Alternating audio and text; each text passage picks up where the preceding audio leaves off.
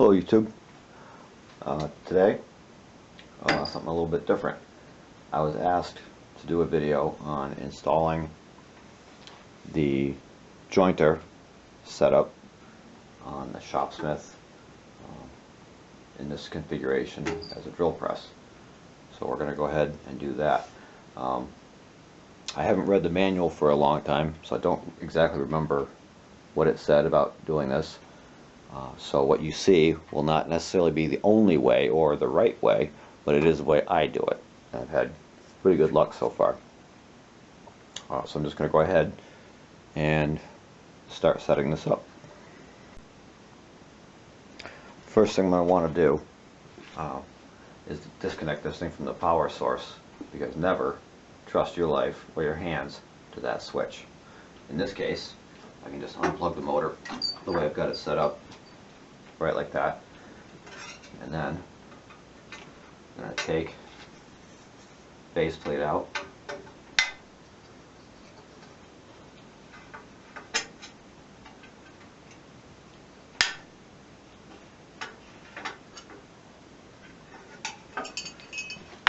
set that aside. I'm going to take the jointer, and this is the smaller jointer as opposed to the larger one that does a bigger, more powerful job. I'm going to set that down. So I'm going to make sure these are pushed all the way in. Set that right down in the opening, just like that. And then we're going to push these little brackets all the way out until they catch the underside of the work surface. I'm going to tighten those clamps up. They're not clamps, they're just wing nuts. Tighten those up. They don't need to be super tight, don't need to break them. They just got to be snug.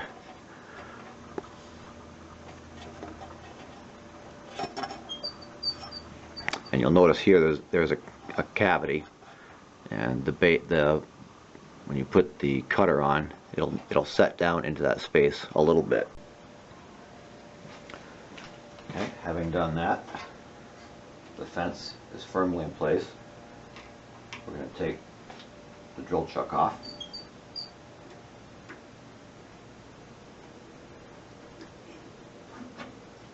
We're going to set that aside. We're going to take the cutter. It has a small hole on one side and the 5/8 hole on the other, so you can't get it backwards. I'm going to turn that flat around so we can see it good. And I'm going to grab my 1/8 Allen wrench and slide that on there. Tighten those up, the 2 set screws. Again, you don't want to tighten them so tight that you strip the set screws. They just got to be really snug. And then I suppose you could crank this thing down, if you were close enough, into position and then lock the quill into place. I'm not crazy about that. I want all that support up in the iron. So I'm going to come around, loosen this up. I'm going to bring the carriage up to it.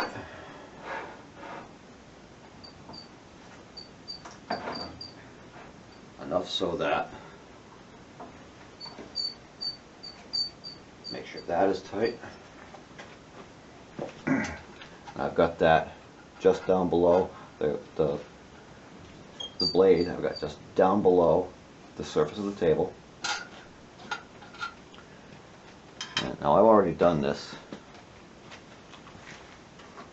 so it's already in the right position. But what I did was I put a straight edge against the right hand fence, because this is the one that doesn't move. And I checked my distance from cutter to wood, my straight edge, and set it so that it's just barely touching my straight edge. Just barely. Still looks good. And then I can move the adjustable part of the fence in or out depending on how much I want to take off. We'll set it right there. And that should be good.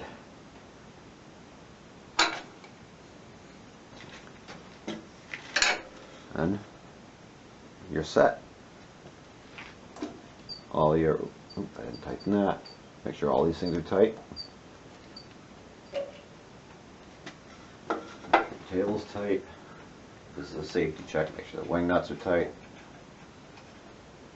Make sure that cutter is unobstructed.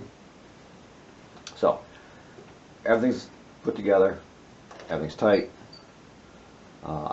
I've backed up the adjustable side of my fence a little bit to take off just enough to clean up the edge. And we're going to go ahead and make a pass. I'm going to plug my motor back in.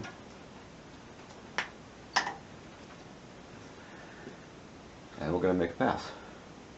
Let's see, I'll get a little bit closer here. Alright, now I've got the camera set the way I want it. So I'm going to take my test piece, I'm going to set it against that fence, start it up. Oh, I forgot a detail, very important detail. You have to change your belts to a faster speed. So we're going to unplug the motor again and get these belts moved around and get a little more speed and power out of it. Okay, plug the motor back in.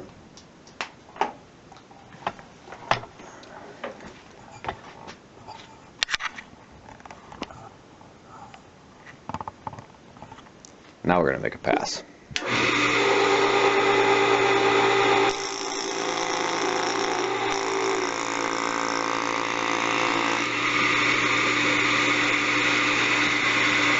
That was a little light.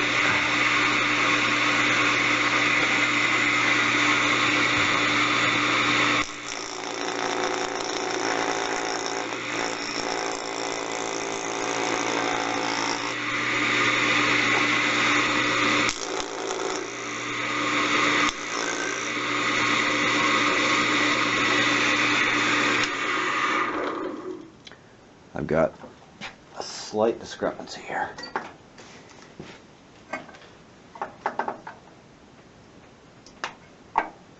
Another thing to be aware of is while you're making a cut, this portion of the blade is very exposed. Make sure your fingers are out of the way, because that would be very, very unforgiving and it would tear your fingers to pieces. So be aware of where your hands are. But let's go ahead and make another pass.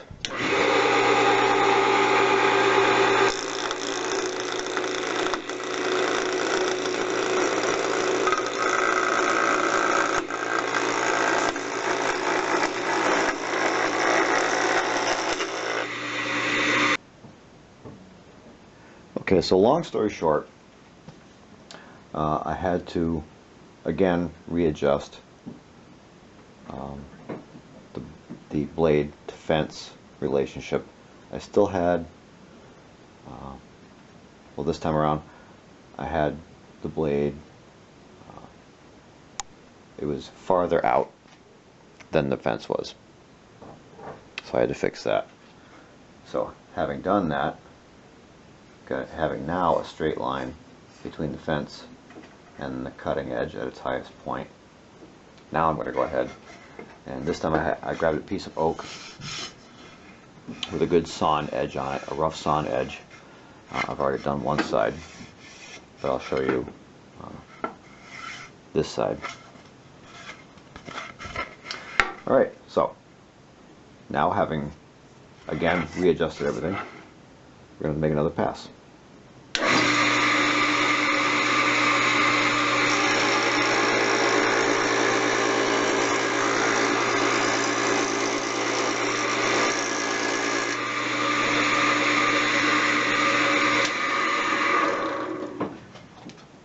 that didn't seem like much, but if you can see, that is a nice, clean, straight, flat edge.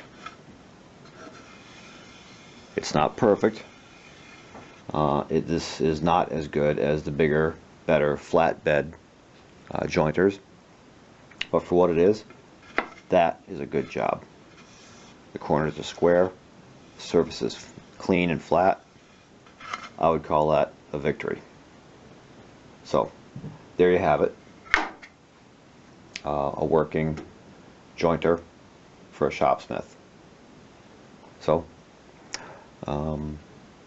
that's all I really wanted to show you. So until next time, bye.